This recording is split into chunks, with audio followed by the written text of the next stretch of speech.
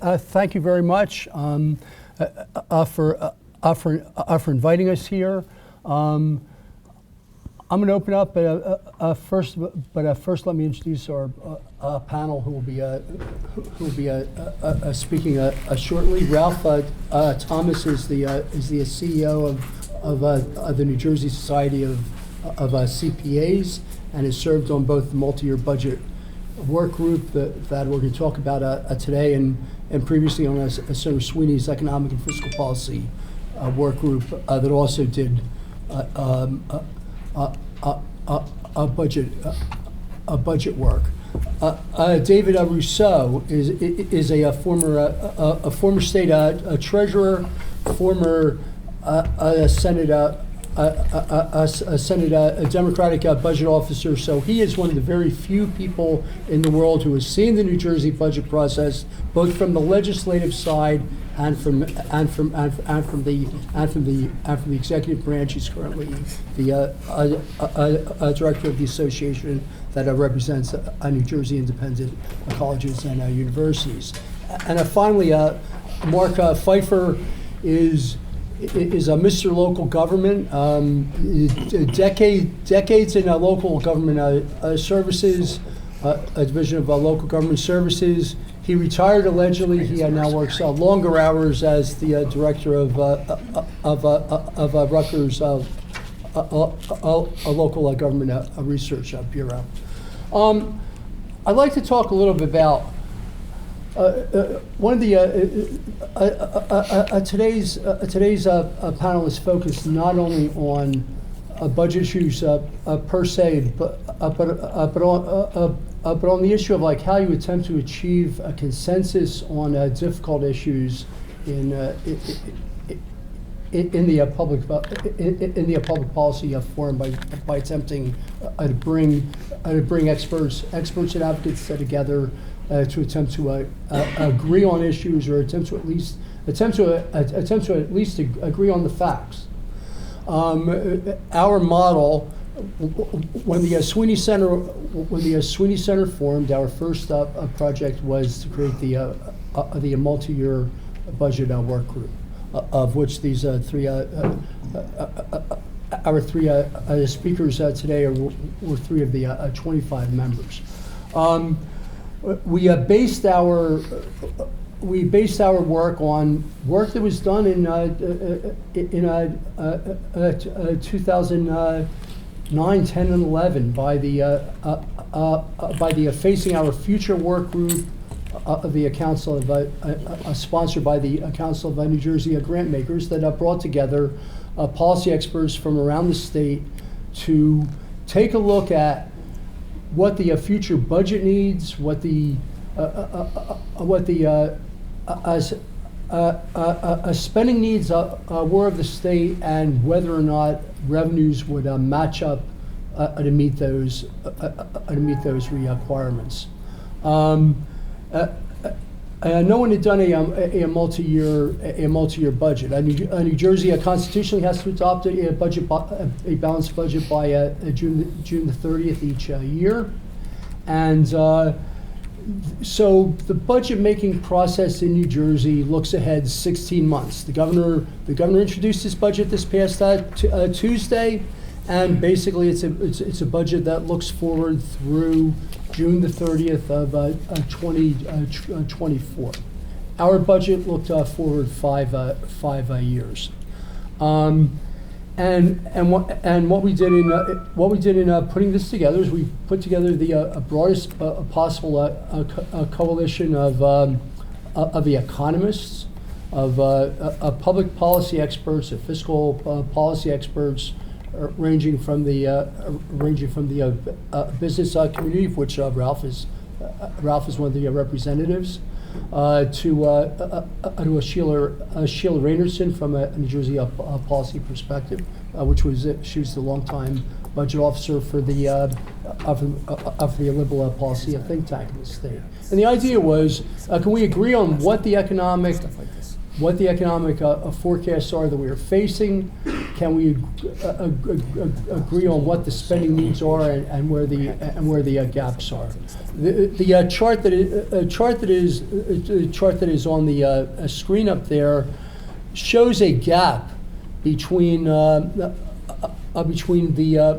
projected spending needs moving forward and the projected revenues. It runs from left to right in fiscal years. As you can see, we used as a starting point in our last year's budget, where the revenues met the expenditure needs, and then we brought our economists together. They developed three scenarios: a baseline scenario, which is much like what you would expect Treasury to forecast if we forced them to do a 5-year projection, a pessimistic scenario, assuming a recession, and an optimistic scenario that just assumed for the next five years we'd have the type of growth we had the 4 years before. And then we pegged the likelihood of those forecasts coming in at 90% between the baseline and the pessimistic, and a 10% on the optimistic scenario. In the meantime, what we did is we looked forward, and we looked at inflation, assuming at that point we did not have the runaway inflation that we have now. We had a lower inflation rate, but assuming an inflation in normal programs at 3%, applying a 4.75% multiplier to the healthcare scenario, which we developed with healthcare economists from Rowan, and looking at ticking time bombs that people are not aware of coming down the road. Pensions have always been the ticking time bomb. By the time we did this, the pensions were fully funded. However, we've been funding NJ Transit, for example, with federal funding from COVID. We have a $750 million gap hitting in 27 when the COVID money runs out. So we basically were able to bring everybody together in one room, debate back and forth what the facts were, agree on the facts, and then put this out in June of last June, 3.5 weeks before the budget had to be adopted, and say, okay, you have problems over the 4 years, not in the next year's budget, but in the 4 years ahead. And one of the advantages of that was that those who are fighting for a stronger surplus were able to cite the work of a consensus group showing what the actual numbers were. This is not the first. Attempt to bring people together to work on multi-year solutions on budget issues. Marc Pfeiffer, who's been around almost as long as I have, will talk about the history of initiatives like this. Marc? All right. Thank you, Mark. Good morning, everybody. As with everybody else, happy to be down here to come down here and help you guys out a bit. I've got a slide up on the screen. It says tax and fiscal policy studies. We've been here before. The Sweeney group that I was part of was just the latest in a succession of efforts that the state makes almost every decade to look at tax and fiscal policy issues. And I'm speaking about from a broad base here. And I'm just going to talk about some of these and then talk a little bit about the experience of the Sweeney group and what we may be seeing going forward.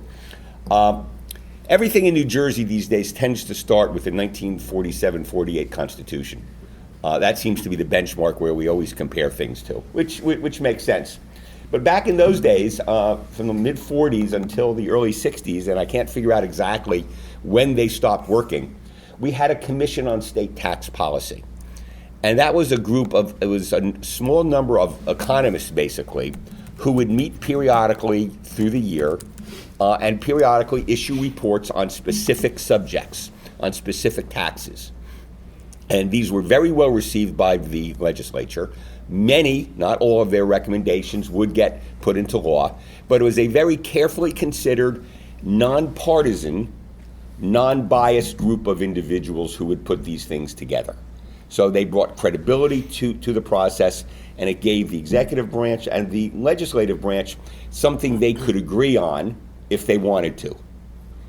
In New Jersey, we always have to look at things through a political lens because it drives so much of what happens in the state. But this commission seemed to have worked rather well. It just kind of faded from existence. No one is really sure why. I don't think there's anybody left around who was on those. I looked at some of their reports a little while ago. They were very well considered. But after they were done, in the early 70s, the Governor Cahill appointed what was called the Tax Policy Committee, and they worked in 1972. They had 32 members, so it was a very broad base. It had special interest groups, political people, legislators, executive-type people on it. They came up with 105 recommendations. Very few of them were adopted. It was very broad-based. Commission on Government Costs and State Tax Policy, known as the Leone Commission, after then State Treasurer Richard Leone was appointed by Governor Byrne. They had a smaller group of 16 people. It was mostly an administration group that was appointed. They came up with 32 recommendations, and I have no count of how many of those were adopted. And then we were quiet for a while. Property Tax Assessment Study Commission, it was also known as Equity 21. It was called the Glazer Commission, named after the chair of it, who was the then director of taxation, Sidney Glazer. That was a very effective group. They basically just focused on property tax assessment. As you know, if you've been in New Jersey for more than, say, 5 minutes, you know that property taxes are a significant issue. I've done a little research on that, and I can tell you that they have been a serious issue, and people have been complaining about it for around 200 years. This does go back to colonial times. It's remarkable. It is something that has endured through every possible administration and state constitution that we've had. That was a fairly effective group. They made a number of good changes on the property tax assessment side, trying to get things more standardized and consistent throughout the state. I will argue that we need to do that again. It's 40 years ago now, and the world has really changed in that regard. And I was on the Sweeney Commission. I was sort of vociferous on the point that is something that we needed to do, and we still need to do. I think I recall that. Yes, I was noisy. The most famous of all of these groups, however, when you talk to people that have a political history of the state, is the State and Local Expenditure Review Commission, known as the SLRP Commission. It was not the best acronym, but that was a group of, it had a large group. It had 33 members, and they were from all sectors of the economy and the political world. It was a very, very diverse group. They had the advantage of a budget where they were able to hire an economist who was an executive director. They had staff that was drawn from state agencies, and I think they worked for, Dave, you may remember, 18 months, I think, yep. 18 months? Roughly, yeah, probably. Yep. 24 months. Some of you may have heard of Dr. Henry Coleman. He was the executive director. He came up to us and led that effort.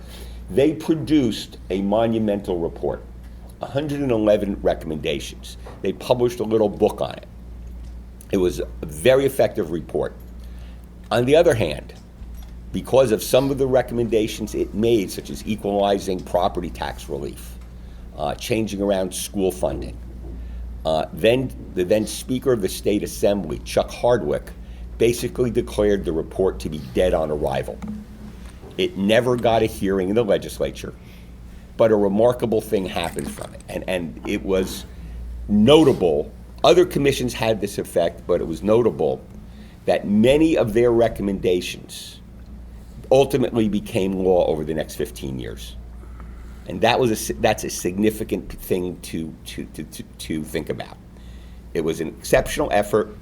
It was derided when it was first released politically, but people then came to realize, once they got to think about it, that, hey, there's some really good ideas here.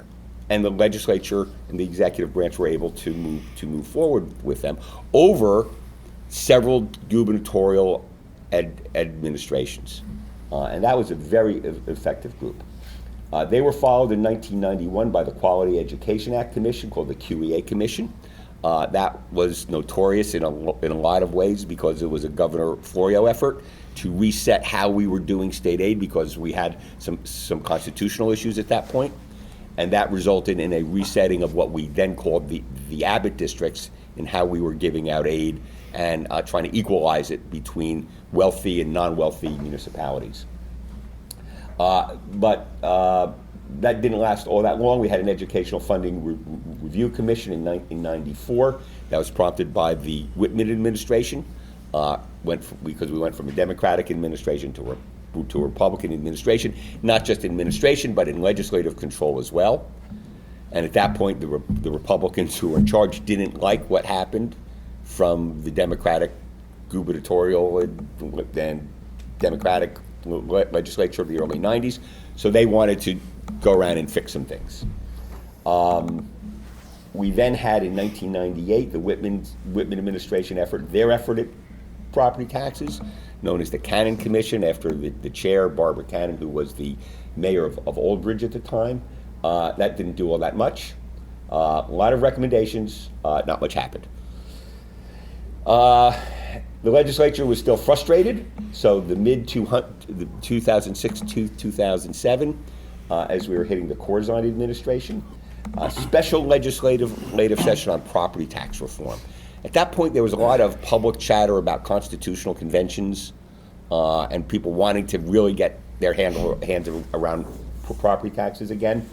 That was four legislative committees were established to study four specific elements of how we dealt with property tax issues: education funding, municipal shared services and consolidation. There was one on health benefits. Pensions and benefits. And there was another piece of it. School funding. And I thought I mentioned that. Schools. Because it's always in there. That was a relatively effective group because it was created by the legislature. It was staffed by legislative experts. They brought in a lot of witnesses from all over the country to be able to testify. I think it was the first time the legislature used long-distance technology to bring in panelists from other states. First time we tried to do that.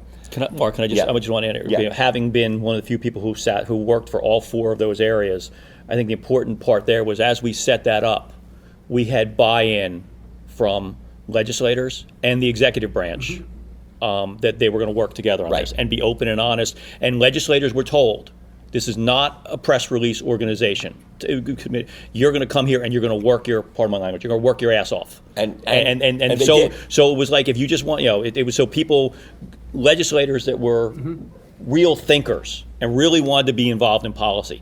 That was who was involved in this group, not people who wanted to necessarily just get a press release out saying this, and that. And I think that was, that group probably was because it's really the first one that's really legislative and executive branch combined out of everything that's here. Yeah, and what happened there is you had the chairs, you had a Republican chair and a Democratic chair of each of the committees, and they were working together. I was involved in working with those committees. Actually, my supervisors did not allow me to testify at those committees. They were concerned about the damage I might do, but whatever. Lots of new laws came from that. We completely revised how we did shared services. We actually changed the name. We used to call them interlocal service agreements, which nobody understood what they were. So we said shared services, and now you had something people were able to work with. Lots came from that. It was very, very effective. You had just, again, as Dave said, legislators. You didn't have special interest groups at the table. They testified, all right, but they weren't involved in making recommendations. It was strictly legislative with the executive branch chiming in because everybody was aligned at that. So that worked out well. And then, so a decade or so later, we had the legislature under Senate President Sweeney created the Legislative and Economic Fiscal Policy Work Group. This had this was primarily, you had legislators on the committee, but you also had folks like Marc, who basically staffed it. Ralph was there. I was there. A lot of different subject matter experts. We had economists. We had other specialty people on it. We had an education commissioner on it. So, and it was a very vigorous. The discussions, as Marc said, were very vigorous around the table. The challenge was that the Assembly really didn't participate in it. Their participation was more superficial than anything else. So it basically was a state Senate advisory group that made recommendations. And as a result, not a lot of initiatives happened, although, again, we see some things happening slowly. Discussions about long-term budget, about the legislature doing more budget analysis, the executive branch needing to do more budget analysis as well. So all of those things happened. So but in addition to those groups, we have other organizations who provide advice on fiscal policy.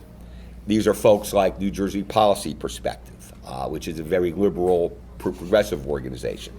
The Garden State Initiative, which is their polar opposite from a political and economic standpoint. It's a conservative-based organization. New Jersey Business and Industry Association and New Jersey Chamber of Commerce, business organizations. We had, as Marc mentioned, the Facing Our Future group, which was a nonpartisan group of subject matter experts that came together under the auspices of New Jersey foundations to try to say, hey, we need to start taking a longer-term view of things. What are we going to do about it? And they went beyond tax policy. They were looking at infrastructure costs, all the things that you needed to run the state. That process lasted for about 3 years. Regrettably, not a whole lot came from it. We now have the Sweeney Center for Public Policy. We also have a small cluster of academics from different higher ed institutions in the state who have their own specialties and release papers periodically making recommendations on different subjects. Nobody necessarily asks, nobody in the establishment necessarily asks for these reports. I'm guilty of doing one of them. I've done a couple of those, I guess. But they happen. There's also, and very few people remember this, including the members of the group, but as a result of the legislative session on property tax reform, where's my name for this? The New Jersey Tax and Fiscal Policy Study Commission was created. That had 11 members. They met a half a dozen or so times in like 2008, 2009, and have not met since then. It exists on paper, but they've not met in all Before I forget, I'm going to enter on a manager act here again. Yes. I take responsibility for that. One of the things I look back at in my career as treasurer, I wish we would have put some money behind this group, sort of like Slurp was there, to have a staff that was there, because the goal of this group was to have a group of people who could look at, maybe a legislator has an idea on something, and maybe doesn't want to put it out there publicly, or a governor has something out there, and they necessarily don't want to put it out there, because then it becomes, I'm going to talk more about this later when I talk, then it becomes more political. And so you get the tribalness of, he proposed it, where if you have this group of people who are real thinkers that look at it and say, yeah, you know what, this is a decent idea, we're tweaking like this and that. I think one of the, I wish I would have, it just happened that, in the fall of 2008, the economy collapsed and I didn't have time to deal with that Right. kind of stuff. But I really wish that we could have gotten that more institutionalized back then. Now, I don't know what the Christie administration would have done when they came in, if they would have kept it around. But Right. it's something where you look back and say, if we had done this, this, and this, maybe things would be. And it's actually still on the books. It exists. There's a statute that created it, and it's still out there. But what's interesting is that notion of a specialty review group is not unique. We have a sales tax study commission that deals with sales tax issues. We have a pension and benefit study commission, and their job, when they get around to meeting, is to examine legislation that's been proposed and give recommendations on it to the legislature. So if there's legislator wants to change pension benefit laws, right, it would go before this group of experts who would comment on it and make recommendations. When that happens, the recommendations may be ignored, all right? Or they'll say, oh, great, somebody else likes the idea, and there's a reason to be able to do it. So those little groups are out there. Their effectiveness, I would just say superficially, is marginal at best. But it does provide some political cover when legislators want to be able to take advantage of it. We also had one other outlier type of group which was modestly effective, and that happened during the Christie administration. The Christie administration didn't make an effort on its own to deal with the big picture issues, but there was one standout. The New Jersey Pension and Health Benefits Study Commission, and it was known as the Healy-Byrne Commission. Healy-Byrne Commission. They took a deep dive into pension and health benefit issues because at that time people really started to figure out that we were grossly underfunding our pension system. And our health benefit system for government employees was getting very, very expensive. Retrospect, we probably should have listened to them back in 2016 or 17, a little bit closer, and we'd be in a better shape than we are now, though we have to point out, and I can't let this go as a retiree from one of those dead pension systems, that the Murphy administration, by fully funding it for the last 2 years and proposing again for this year, is keeping those things very much intact. So just a couple quick observations, and these are superficial, and if this subject interests any graduate students or academics that may want to do a little more research on that, I don't have time to do the research, but I'd be happy to help out, and I'm sure David would as well, and Marc, because we've all been around for a while, is that government entity-created panel recommendations serve often to set the table for policymakers to consider their recommendations, but the legislators often need time to digest them before they actually get served up as legislation. But there are exceptions. The exception being, for example, the special legislative session on property tax relief, where you actually went from study to legislation in a couple months. And the result of the studies they were doing were specifically to be legislative proposals, and that's what happened. Panel of experts, independent experts, nonpartisan, who are experts on subjects not coming from a particular point of view, they seem to do better than those that are recommended by specific interest groups. But there's exceptions to that as well. All right, the SLRP Commission had representatives of every interest group possible on it, right? But they came up with things that were really good. It just took a little time to take effect. External organizations who make recommendations, those interest groups that I talked about, those are less effective, and they serve as good public relations for those organizations more than anything else to ensure support of their membership. If you look at it from a political science standpoint, it's basically boosting their organization's perception among the public and more importantly among their members, as there's no initial buy-in from the political establishment.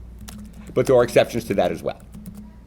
So I have a colleague, Dr. Ray Caprio, and when we talk about Jersey and studying issues in Jersey, the bottom line of it very often on any given policy, the answer to it is it depends, right? And if there's probably a better logo for the state, welcome to New Jersey, it depends.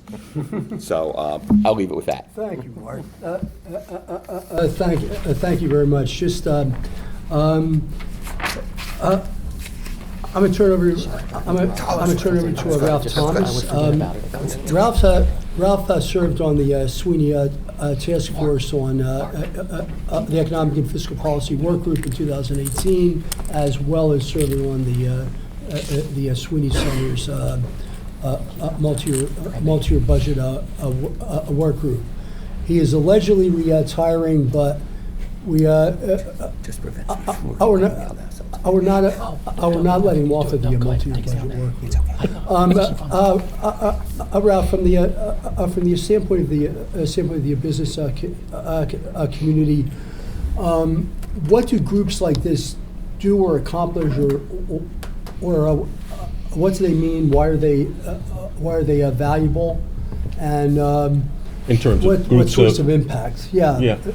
Well, I think the value be because, in particular for my members, and I'll just do a little anecdotal story. When I was testifying down in Trenton, and Senator Sweeney was still Senate President, and the biggest issue at that meeting was the gas tax. Mm-hmm. Gas tax was a big issue, and so when it came my time to talk on the issues that I was concerned about, I started out in saying, well, hate to tell you this, Mr. Senate President, but my members are counseling their clients to leave New Jersey. And I thought he was going to have a heart attack as a result of that. But it was true. You know, New Jersey has it has the highest tax structure in the country. And so at the time, they were also looking at the gas tax, and I was saying, you know, we need to do something like this. Otherwise, my members are going to continue to counsel their clients to leave New Jersey. And they have a fiduciary responsibility to do that when they're advising them. So I thought maybe I was going to get kicked out of the room, but ultimately it resulted in me getting on a number of committees that the Senate President had established and working with that group.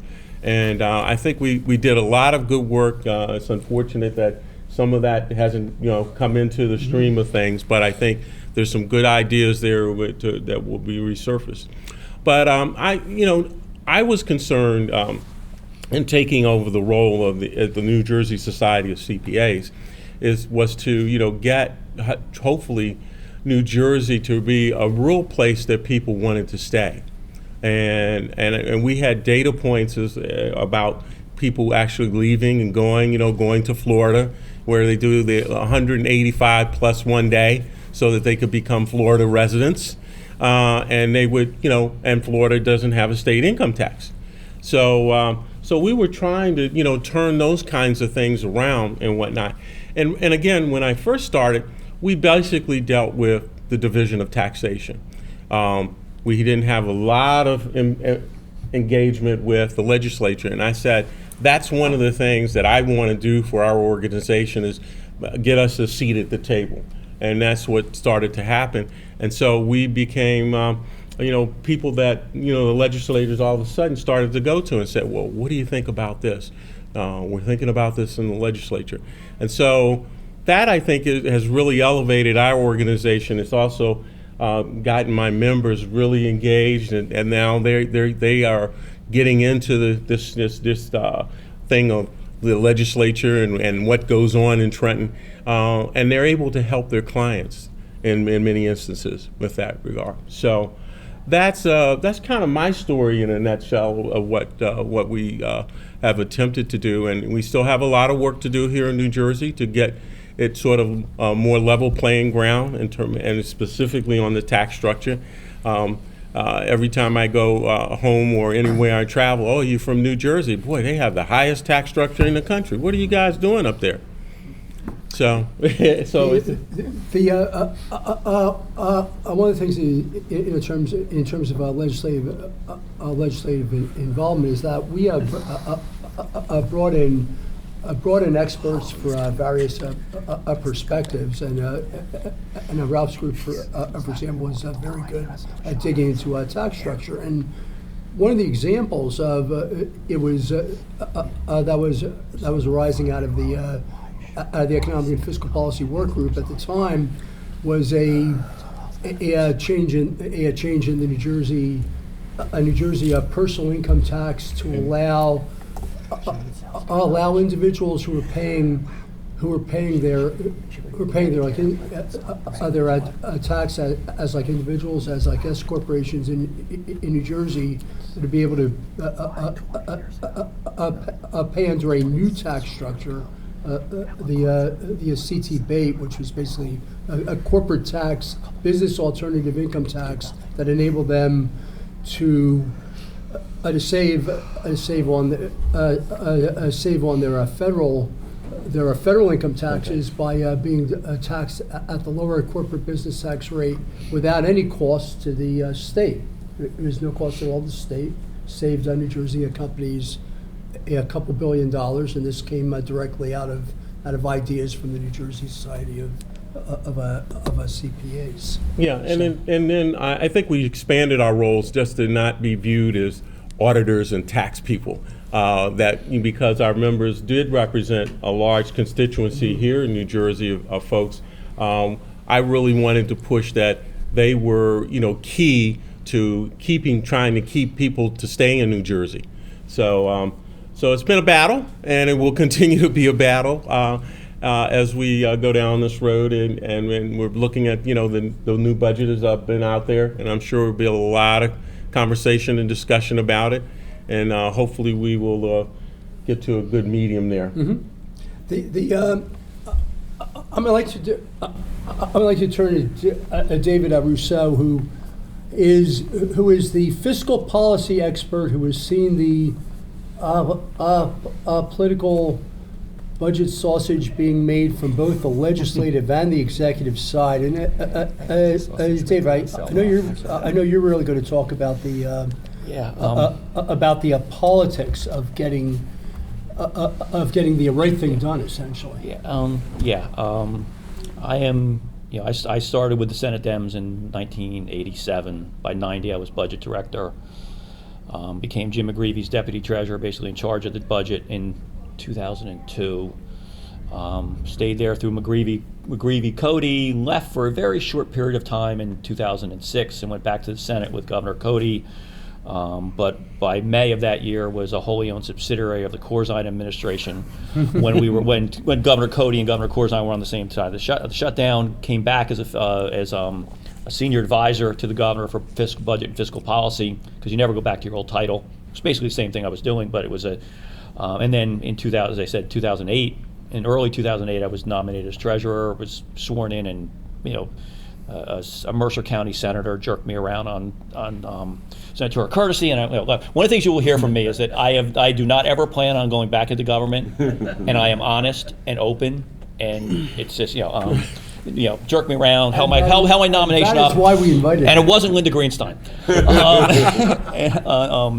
And then I became treasurer. But I had the honor and privilege of being treasurer in the worst economic times that this state has ever seen. And that good job. When I look at what the state went through at the beginning of COVID, yes, COVID was the worst healthcare situation we had.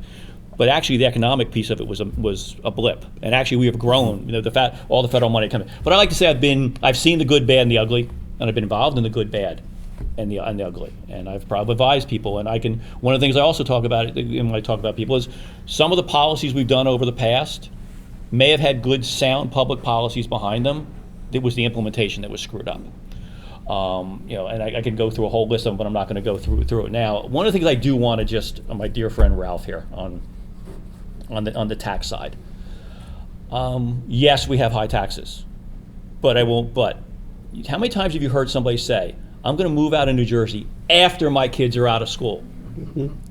Right? So what are they admitting? They're admitting that we have a top-notch K through 12 system in this state, which actually benefits businesses. It benefits executives that want to come and have their kids educated at good public schools. You can go to some of the public schools in this state.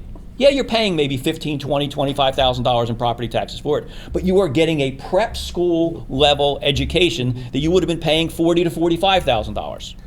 You want to go down to South Carolina and have very low taxes, where they pay teachers with master's degrees less than $50,000. You're going to get what you pay for. We have municipalities whose sole reason for existence is to provide a private school, effectively a private school education. Yes. based on property taxes. But now going back to like why can't we have more bipartisan public policy, both not only on the budget but on other issues as well? And you know what? We do a very good job on bipartisan public policy when we're forced to. When I came into the as a legislative staff person in 1987, we had Tom Kean, a Republican, as governor. We had Chuck Hardwick as a Republican speaker, and I see Debbie in the back there. And we had a Democratic Senate with John Rousseau as Senate president. No relationship, even though I had a reporter once saying he was going to prove that I was the 10th Rousseau on the state payroll, because as Debbie remembers, Vince Zarate was always writing stories about how many relatives then Senate President John Rousseau, RUSSO, had on the payroll. So we were forced to do bipartisan public policy. I remember sitting in a room in 1989, Tom Kean's last year. It's Senator Larry Weiss, who was the chair of the Senate Budget Committee, then Assemblyman Rodney Frelinghuysen, who later goes to Congress, chair of the Assembly Appropriations Committee at the time. We're sitting in the outer office of the governor's office with the governor's office staff, working out what the budget was going to be. Funny part of the story is in the room to the side was Governor Kean. He wasn't in the meeting, but he was listening, because every time something that came up that he was interested in. And remember, the education governor, we'll debate whether or not he was the education governor. He did nothing about Abbott versus Burke for 8 years, and then does his last state of the state basically says, you've got to fix this. A little bit, but he would come wandering in. He'd hear something maybe he had some pet project that we were like thinking about getting rid of. And sometimes there would be agreement between Larry Weiss and Rodney to get rid of it. And he'd saunter in and say, "Oh, come on, guys, it's good old, and they say, it's my last year, you can't do this to me." And guess what? We usually fold it. But then we moved to the 90s. The worst thing that happened to Jim Florio was getting a Democratic assembly. If two seats flip, he has a Republican assembly. Guess what? We still do tax increases. We don't do $2.8 billion. We don't tax toilet paper. We don't do these other things. He still probably gets something done on guns, but not not being just totally a Democratic thing. That election changes the dynamics of New Jersey politics for 20 years. Yep. Because of that $2.8 billion tax package and guns, and the birth of the Trentonian as a rag, at least now it does have no circulation. But you got to remember, in that period of time in the 90s, it had poor Joe Dory on the front page looking and 1015. That coincides with all what and we became much more partisan. And of course, the Republicans realized, wait a minute, we've got a chance now to not only take the governorship, but take the legislature. Of course, they took the legislature first. The period of 93, 94, maybe there was a little bit of bipartisan work between Florio and the Republicans. Not much. I mean, they had veto-proof majorities if they wanted to. Actually, the only budget that was not signed by a governor was the budget was adopted in June of '94, right? It would have been June of us budget, yeah. It was the election 90. No, it would be June of '92. After they take control. Right. The June of '92, which was the FY '93 budget. The only budget was never signed by a governor was that budget. The Republicans vetoed it. Republicans passed it. Jim Florio vetoed it. Whatever. And I can tell you some stories about things that as Tom Kean's leaving, there was bipartisan discussions among leaders of both parties that Tom Kean, as he's leaving in late 1989, the state was going to face a fiscal. We had a little bit of a dip in the economy, and Jim Florio was going to face some issues with the budget, and there was a discussion that Tom Kean, before he left, I don't think it was willing to sign an increase in the sales tax before he left, which would have helped Jim Florio somewhat. There was a person within the transition team who later became state treasurer, boy wonder, who then later went on to want to testify, do all the testimony in front of the legislature, who says we can do better. We don't need him to do this. We'll do better. Oh yeah, we did better. We raised $2.8 billion and blew Democrats out of the water throughout this state that took a decade to drink. So it's when we're forced to do it, we can do it. And there are issues that I think still we do. And we've had what's it? Jim McGreevey comes into office. We have a split Senate. Again, it caused us a 2020 Senate. It caused us to first make deals with get a Democratic consensus, and then we had to go out and get at least one Republican, basically Bill Gormley, on almost every single vote. And then you go the whole decade of the early 2000s where we had complete control. Democrats had complete control. Yeah,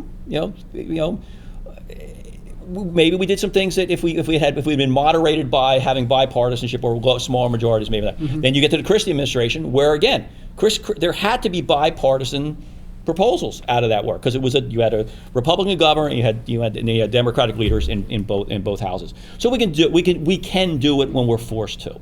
It's hard to do it when we're not forced to, because the political structure of this state has changed since I first came into Trenton in 1982 as an intern at ELEC. And I've seen how, and like I said, Democrats in 1987, where when I came into the legislative staff, the leadership was not as strong as it is right now. Now it is basically what leadership says goes. Debbie, can you imagine a Senate president or whatever telling a Larry Weiss or Dan Dalton, this is what you have to put on your committee agenda?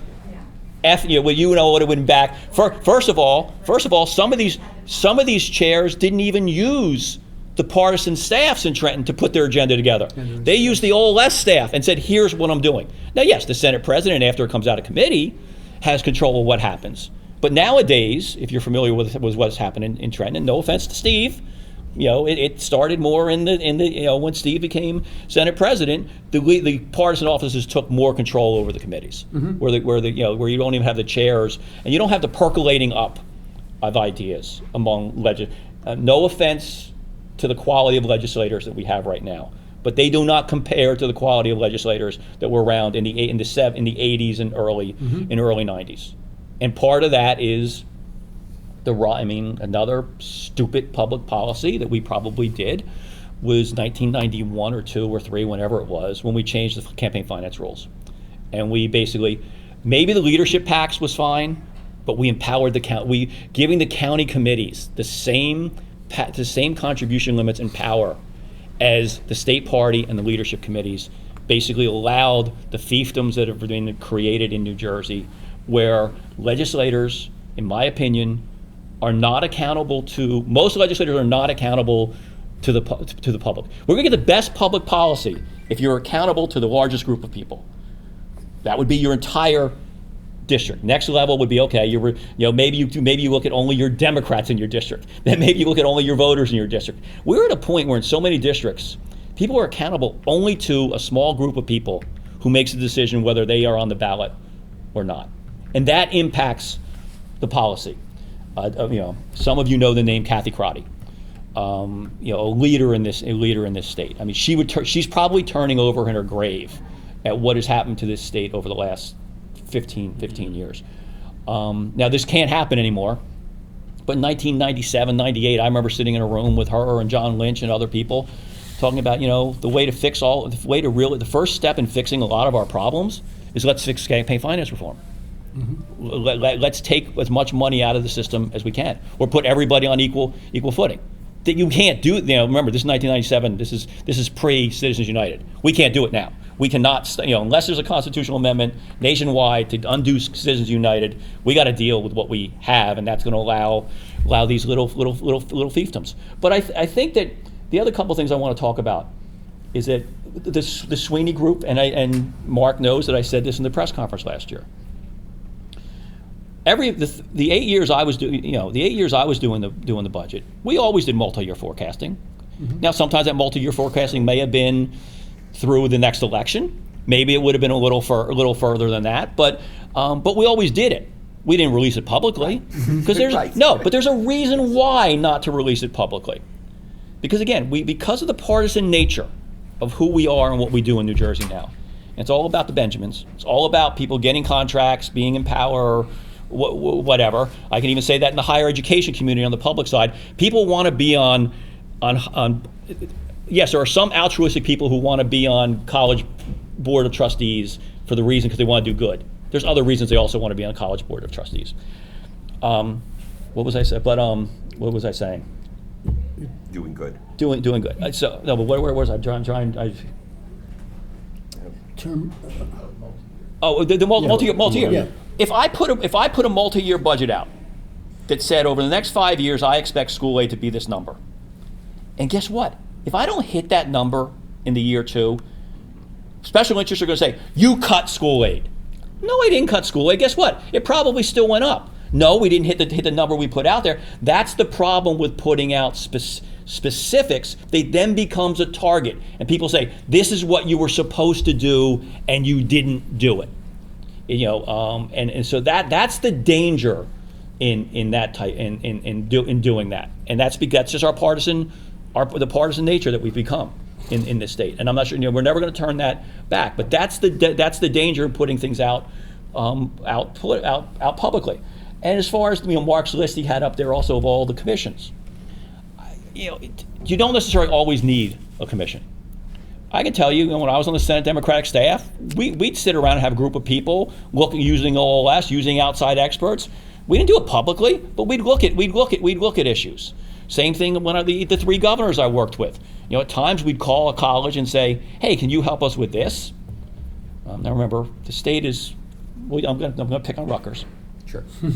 States funds Rutgers $400 million right. a year. That's right. And I call up and say, "Hey, can you help us with this?" It's probably like a month-long project, so it's not going to call. And the person says, "Okay, let me get back to you."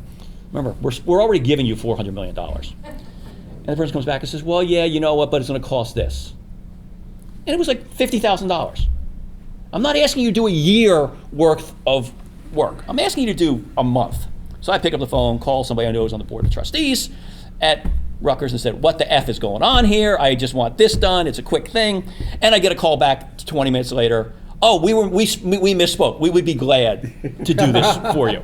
And again, I wouldn't have asked if I knew it was a 2-year project. I'm not going to ask. We'll figure out a way. But something that was it's frustrating. Like I said, I'm out. I'm never going back. I can never say never. I do not ever think I'm going to go back in.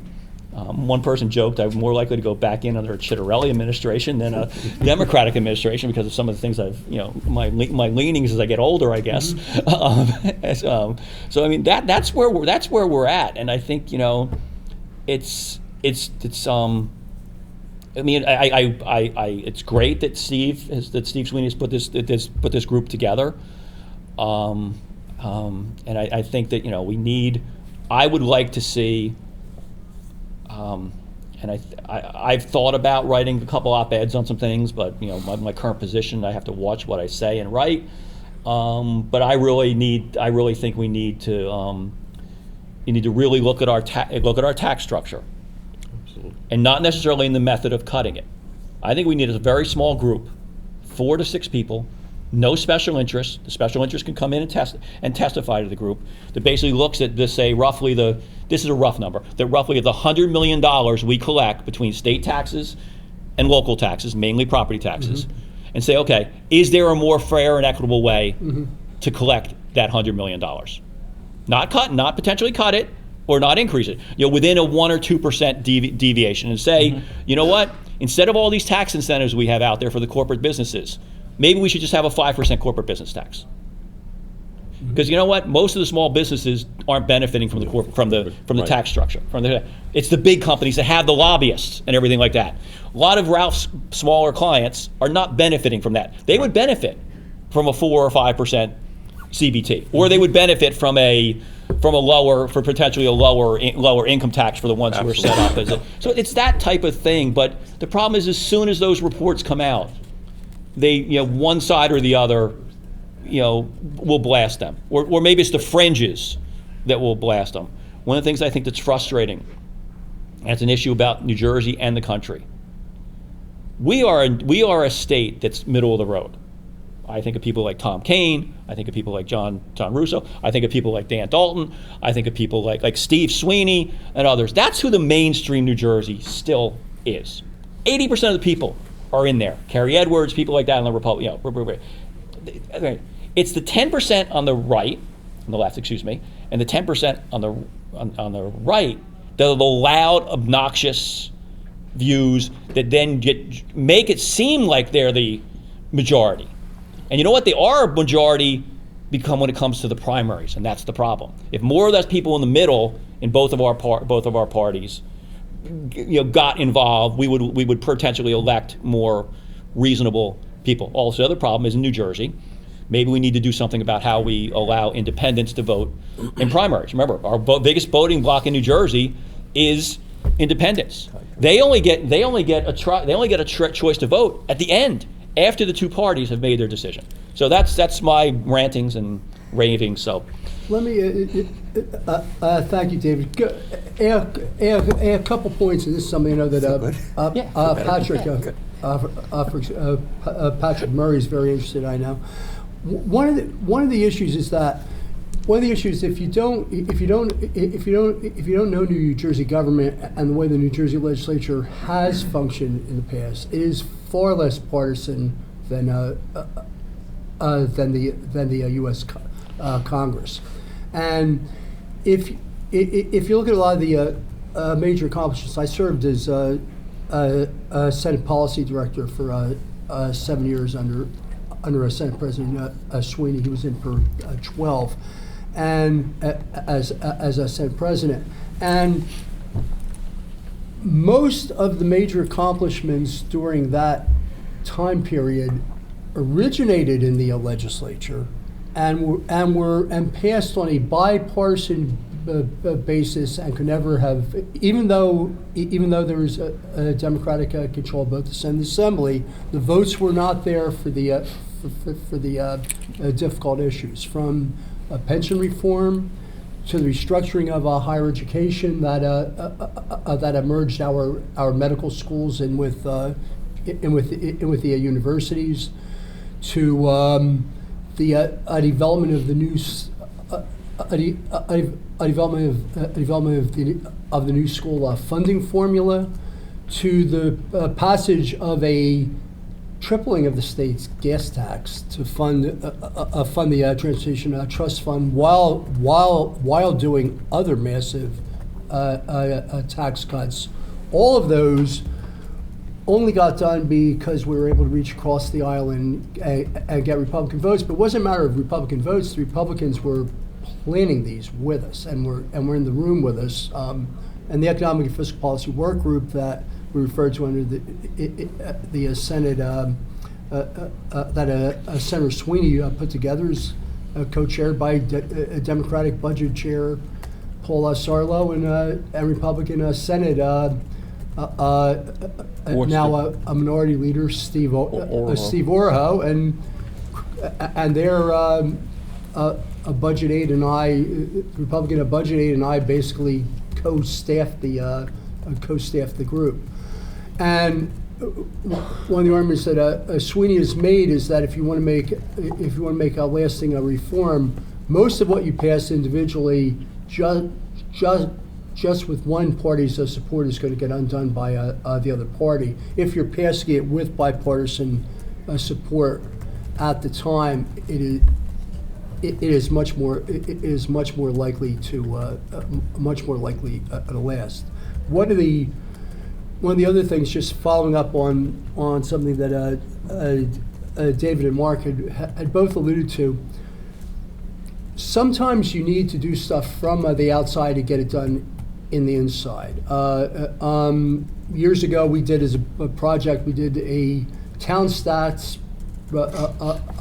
property tax database, and we posted user-friendly budgets that were understandable by municipalities. 5 years later, the Department of Community Affairs created the user-friendly budget, which Marc and I both worked on. Yes. But again, the multi-year budget our multi-year budget report last year not only set the stage for Senator Sarlo to fight internally for a large surplus, but Senators Orho and Sarlo have a proposal in there for a requiring the Office of Legislative Services or the Governor's Office to deliver a multi-year budget, and that legislation passed in December, January, still pending. Yeah, it's been signed yet. No, it hasn't been signed. There's been other legislation on stress tests as well. Yeah. But and I know if we want to have some time for conversation, I just want to say one thing. Timing is everything, right? When Dave was talking about the Florio years, where they had really good, solid ideas of things they wanted to do, they did not anticipate, it was like nobody expects the French Revolution. Nobody expected the 101.5 revolution. No one expected the State House to be pelted with toilet paper, all right, which is what was happening. Maybe you did. But That's another story. But toilet paper versus cable. Yeah. Oh, wait, we let cable off the hook, but we taxed toilet paper. Stupid. Right. So, but you didn't necessarily. But political. This is purely political science we're talking about here. Mm-hmm. Right? This is not public administration. It's political science. It's how the different forces, those different vectors, all come together. It's the partisanship of the time. We're seeing more and more how technology is driving how we make decisions, how elected officials need to respond to their constituents, or at least think they need to respond to their constituents. Those vectors, what's happening at the national level and how that's reflected down. Social media clearly has been the disruptive influence of our political system in the last 15 years. We're still trying to figure out how to deal with it. And as soon as we figure out, we think we understand how it works, then all of a sudden we get AI showing up, all right, and the implications it has, which we're still just scratching the surface of. So, I have the distinction of being the only state treasurer who ever had executive protection unit detail for a couple days because I actually had threats. So, this is where we are. We muddle forward. We try to figure out what's the best, given each time, what are the best things we can do going forward? How do we solve those people who are in the wonks that want to get stuff done? They need to find ways to get together to try to influence the political class to try to make things better. And Mark, on that point, one of the things that we were not doing when I came into the society was really having a relationship with the legislator. I started a series of going out and having our members do tests with their clients and to see what were the big issues there. And then we shared that information with the legislature. And then I would go back to Mark and say, is there anything? And I think there was a lot of just interaction. I'd say, Mark, we're going to do supplied some poll questions. Poll questions and everything to get views. And I think that helped a lot, to bring people together that instead of, fighting against each other, working together to see what was really necessary to try to move New Jersey in a better direction. And I think that's worked quite a bit.